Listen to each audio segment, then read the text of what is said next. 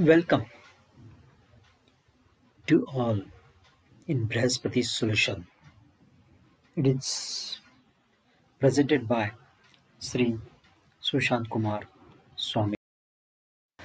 Let us today we are going to discuss a concept control and coordination. It is related to biology. Control. Let us see control. What is mean by control? Control means regulation of all activities in body, which is in favor of protection, in search of food, all activities. When activity started, when activity stop, means starting point, end point. It will be decided by some other thing that is known as control. So control. Let's see in Marathi. आज आपण control and coordination या विषयावर चर्चा करतोय. याच्यामध्ये सगळ्यात पहिल्यांदा control म्हणजे नियंत्रण. नियंत्रण कशाला म्हणता येईल? जर बॉडीच्या बाबतीत बघितलं तर बॉडीच्या ज्या काही हालचाली आहेत, बॉडीमध्ये होणाऱ्या ज्या काही क्रिया आहेत, त्या क्रियांची सुरुवात असेल किंवा शेवट असेल, हे डिसाईड करणारी एक प्रोसेस असते. त्या प्रोसेसला आपण कंट्रोल म्हणतो की आता इथून एवढी प्रोसेस सुरू होणार आहे.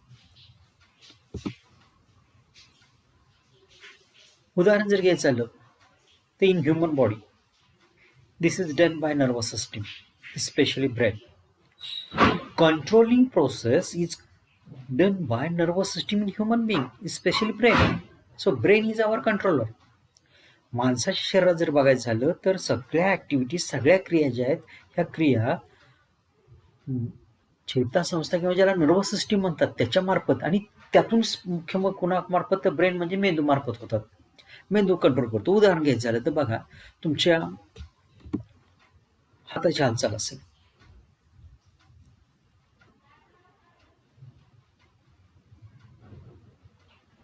किंवा पायाची हालचाल असेल, ह्या हालचाली किंवा डोळ्याची हालचाल असेल, या हालचाली कोण कंट्रोल करतो? तर ब्रेन करतो.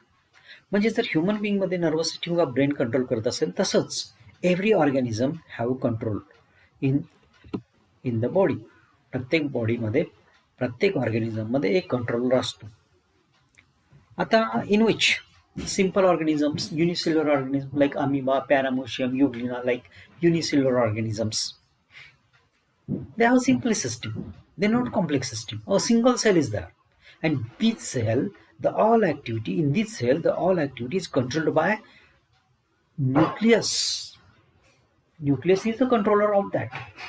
म्हणजे तुम्ही जर सगळ्या ऑर्गॅनिझम मध्ये बघितलं तर प्रत्येक ऑर्गॅनिझम मध्ये कंट्रोलर असतो, आणि तो कंट्रोल त्या बॉडीतल्या लाईफ प्रोसेस कंट्रोल करतो.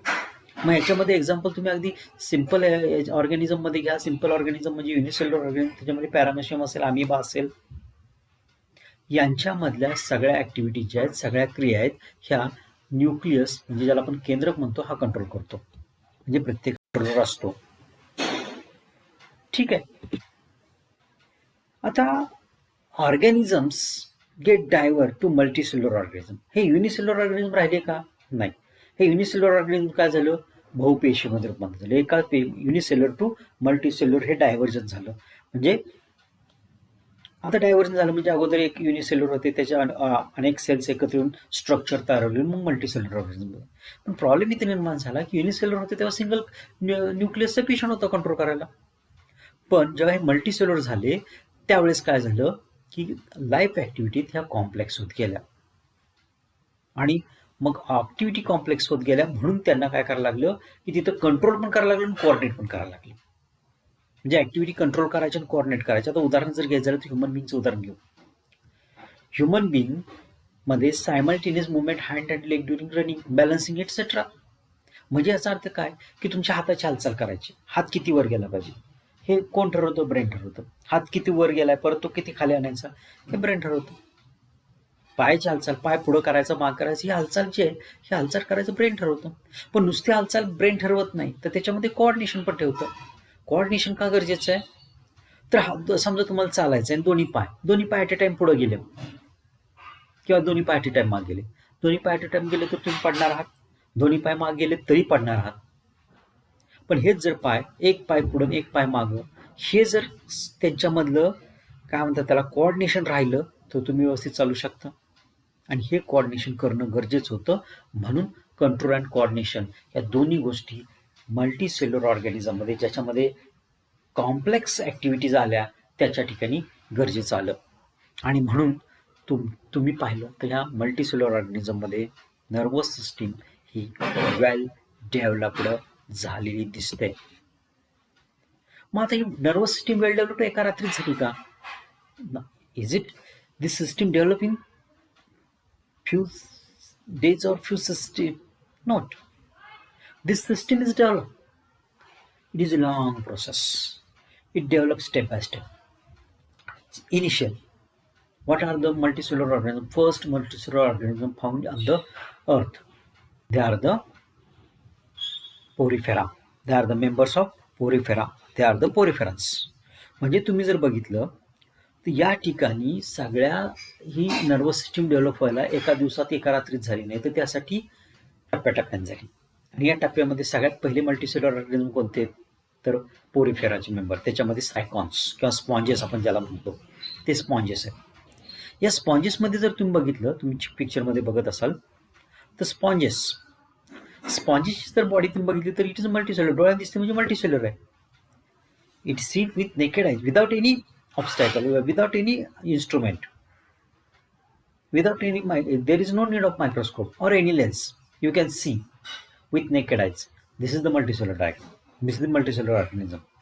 आणि हा मल्टीसेल्युलर ऑर्गॅनिझम आहे. हा मल्टीसेल्युलर ऑर्गॅनिझम जर तुम्ही बघितलं तर तुम्हाला डोळ्यात दिसतो म्हणतो हा मल्टीसेल्युलर आहे. याच्यामध्ये काय तर याच्यामध्ये नर्वस सिस्टीम आपल्याला पूर्ण अजून डेव्हलप झालेली नाहीये. फक्त पेशी एकत्र आल्यात आणि पेशी एकत्र येऊन एक स्ट्रक्चर तयार झालंय. म्हणून इथे नर्वस सिस्टीम नाहीये. ह्याच्यामध्ये हा पोस्ट प्रिमिटिव्ह ॲनिमल्स आहे. These are the most primitive animals. Even they are multicellular but there is no labour division. Why there is no labor division? Because cell aggregate body plan is found. This cycon is made up shows cell aggregate body plan, means cells are just aggregate together. तुम्ही पोरिफेरामध्ये जर बघितलं तर हा most primitive animal आहे, मान्य. Multicellular animal हे मान्य. पण याच्यामध्ये तुम्हाला नर्वस सिस्टीम डेव्हलप झालेली दिसत नाही, कारण याच्यामध्ये सेल ॲग्रिगेट बॉडी प्लॅन पाहायला म्हणजे पेशी फक्त एकत्र आल्यात, ते एकत्र राहतात. अजून त्यांच्यामध्ये इंटरॅक्शन सुरू झाली नाही, कोऑर्डिनेशन सुरू झालं नाही, कामाचं वाटप झालेलं नाही. म्हणून आपण शब्द वापरला there is no labour division. त्या ठिकाणी कोणत्याही प्रकारचं लेबर डिव्हिजन नाही. इथं प्रत्येक पेशी इंडिपेंडेंटली काम करते, राहायला एकत्र पण प्रत्येक काम इंडिपेंडेंटली करते. म्हणून इथं कोणत्याही प्रकारची सिस्टीम तुम्हाला नर्वस सिस्टीम जाणवत नाही. इथं कोऑर्डिनेशनची गरज जाणवत नाही. इथंही प्रत्येक सेलमध्ये न्यूक्लियस हा प्रत्येक सेलला कंट्रोल करत असेल. त्यामुळे इथं लेबर डिव्हिजन नाहीये. म्हणून इथं पूर्ण नर्वस सिस्टीम डेव्हलप झालेली नाही. मग नर्वस सिस्टीम कुठं डेव्हलप झाली, कुठपासून डेव्हलप झाली? तर पुढचा फायलम जो निडारिया किंवा सिलेंड्रेट्स येतो त्याच्यामध्ये स्पेसिफिकली आपण बघूया nervous system in Hydra. In case of Hydra there is nerve network. In Hydra shows simple म्हणजेच primitive nervous system. It is a diffuse type of nervous system. This diffuse type of nervous system is landmark in development of nervous system. Nervous सिस्टीमची जी काही development आहे त्याच्यामध्ये landmark म्हणून काम करा, landmark मानता येईल अशी नर्वस सिस्टीम आहे. याच्यामध्ये तुम्ही जर बघितलं तर हायड्रामध्ये दोन प्रकार सेल्स आहेत. म्हणजे हायड्राची जर बॉडी बघितली तर हायड्राच्या बॉडीमध्ये आपल्याला काय दिसतं, तर आतली कॅव्हिटी दिसते, त्याला सिलेंड्रॉन म्हणतो, आणि बॉडी वॉल दिसते. या बॉडी वॉलमध्ये दोन प्रकार सेल्स असतात. एक प्रकार सेल असते म्हणजे सेन्सरी सेल असते, दुसरी म्हणजे नर्व सेल्स असते. आणि त्या only sensory and nerve cells with their fibres are present. Sensory cell असेल जे सेन्सेशन घेऊन येईल, आणि दुसरी नर्व सेल असेल ह्या असतात आणि त्यांना फायबर्स असतात. ते फायबर्स एकमेकाला इंटरकनेक्टेड होऊन एक नेटवर्क तयार होतं, त्याला नर्व नेटवर्क म्हणतात. आणि हायड्रामधली नर्वस सिस्टीम असते ती नर्व नेट पद्धतीची असते, म्हणजे नेटवर्क असतं. आपण दुसऱ्या डायग्राममध्ये बघूया. ही diagram you can observe this diagram. This is the enlargement section of wall of Hydra. Here is the ectoderm, here is the mesoglea, and here is the endoderm. This is on my left side it is the ectoderm, on my right side it is the endoderm, and the middle portion is known as mesoglia. In ectoderm there are sensory cells, sensory neurons are present. This is highlighted by arrow. Sensory neurons are present, and these neurons shows fibers. There are ganglionic neurons. Ganglionic neurons are also highlighted by arrows. These are the ganglionic neurons. Means this type of nervous system, nerve network type of nervous system is found in Hydra. Hydra is the first multicellular organism in which labor divisions we can found the labor division. That's why here nerve network nervous system is also found, but it is in this Hydra brain is absent. It is only neurons or nerve cells and sensory cells and their network is found. This is the nervous system observed in Hydra. This nervous system gradually increased, developed. In case of next is the phylum Porifera. So let's see about the nervous system in Planaria. In Planaria, this is the first multicellular organism which shows a central nervous system. But this central nervous system is the most primitive. Initial stage म्हणजे सुरुवातीची nervous system ही पहिल्यांदा आपल्याला ज्याला nervous system म्हणता येईल अशी कोणामध्ये पाहायला मिळाली, तर प्लानारियामध्ये पाहायला मिळाली, प्लॅटिनमेथीच्या मेंबरमध्ये पाहायला मिळाली. प्लानारिया फ्लॅट असतो आणि ह्याला फ्लॅट वर्म असे म्हटलं जातं. याच्यामध्ये जर तुम्ही पाहिलं तर याच्यामध्ये आपल्याला ती नर्वस सिस्टीम पाहायला मिळते. आता ही प्रिमिटिव्ह नर्वस सिस्टीम कशी आहे, ती तर ब्रेन आहे. सर्वसाधारण यू शेप्ड सेरेब्रल मास आहे. यू शेप्ड सेरेब्रल मास आहे, ह्याला यू शेप्ड ब्रेन असे म्हटलं जातं. You can observe in the diagram. So these are the mass of cerebral mass आहे. So it is called as U shaped brain, आणि हा brain आहे. त्यानंतर तुम्हाला काय दिसतं, तर या सेरेब्रल मासला सिफेलिक गँग्लिया असे म्हटलं जातं. आणि या सिफेलिक गँग्लिया काय करतात, अराईज करतात. ब्रँचेस 9 ब्रँचेस सर्वसाधारण अराईज करतात. तिथून बाहेर 9 ब्रँचेस येतात. आणि ह्या वेंट्रल साईडला ह्या गँग्लिया आहेत. वेंट्रल साईडला ज्या गँग्लिया आहेत त्या काय करतात, हे आपल्याला पेअर ऑफ वेंट्रल नर्व, ज्याला लॉंग नर्व कॉर्ड्स म्हटलं जातं, वेंट्रल नर्व कॉर्ड्स अराईज करतात. आणि त्या वेंट्रल नर्व कॉर्ड्स अराईज केल्यानंतर ह्या अराईज झालेल्या नर्व कॉर्ड्स आहेत त्या अराईज होतात. त्या इंटरकनेक्टेड होऊन त्यांचं एक नेटवर्क तयार करतात. हे सर्वसाधारण दिसताना लॅडर सारखं दिसतं. तुम्ही डायग्राम मध्ये बघा, it is a ladder network, ladder nerve किंवा ladder net type of network दिसतं, लॅडर सारखं दिसतं. ही तुमची पेरिफेरल नर्वस सिस्टीम तयार होते. Arising from the VNC, ventral nerve cords पासून तुम्हाला पेरिफेरल नर्वस सिस्टीम तयार झालेली दिसेल. आणि peripheral nervous system includes sensory cells, आणि ह्या सेन्सरी सेल्स असतात. आणि याच्यामध्ये तुम्हाला आईज हा कन्सेप्ट दिसतो, की जो कन्सेप्ट तुम्हाला सिलेंट्रेट्समध्ये दिसत नव्हता. सिलेंट्रेट्समध्ये आईज हा कन्सेप्ट नाहीये, पण सिलेंट्रेट्समध्ये टेंटॅकल्स आहेत. त्या मुवमेंट ऑफ टेंटॅकल्स हे त्या तिथली नर्वस सिस्टीम कंट्रोल करते. इथं आईज दिसतात, आणि ह्या आईज तुम्हाला डॉर्सल साईडला, हे ब्रेनच्या डॉर्सल साईडला हेड रिजनमध्ये आपल्याला पाहायला मिळतं. या पद्धतीची नर्वस सिस्टीम आपल्याला प्लानारियामध्ये पाहायला मिळेल. तुम्ही ही दुसरी डायग्राम बघू शकता. याच्यामध्ये कशा पद्धतीचे नर्व गँग्लिऑन्स पाहायला मिळतील, आणि हे नर्व गँग्लिऑन्स आणि ladder type of nervous system आपल्याला प्लानारियामध्ये पाहायला मिळेल. म्हणजे इथं तुम्हाला nervous system, central nervous system ही कन्सेप्ट इथं झाली. आता ऍक्च्युली या दोन्ही याच्यामध्ये तुम्ही जर बघितलं तर नर्व्स असे डेव्हलप नाही आहेत की जसे आपल्यामध्ये 2 प्रकारचे न्यूरॉन्स असतात, नर्व फायबर्स असतात, मोटार अँड सेन्सरी. असे नाही, एकच प्रकारचे न्यूरॉन्स आहेत आणि तेवढेच आहेत. पण तिथून पुढे सेंट्रल नर्वस सिस्टीम जो ब्रेन हा कन्सेप्ट आहे, हा कन्सेप्ट इथून डेव्हलप व्हायला सुरुवात झाली. म्हणून प्लानेरियामधली नर्वस सिस्टीम आपल्याला महत्वाची आहे.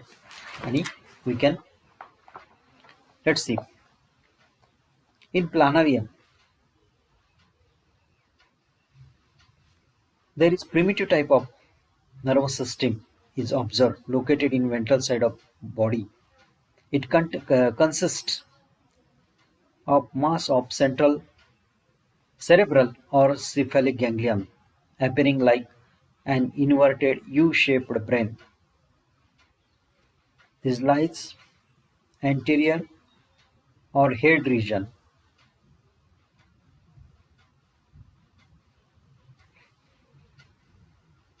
From such ganglion arise 9 branches towards the outer side. Ventrally, from below the ganglia arises a pair of ventral nervous nerve cords or long nerve cord. These are interconnected each other by transfer nerve or commissure in a ladder-like manner. The peripheral nerve plexus arising laterally from PNC means ventral nerve cords. The PNC means peripheral nervous system includes sensory cells arranged in lateral cords in the body. This is the central nervous system found in lower animals. Hydra planaria are the lower animals. Later on we discuss in next lecture what is nerve cell or neuron, and then we are going for the study of human nervous system. Till then we stop here. Till then, goodbye.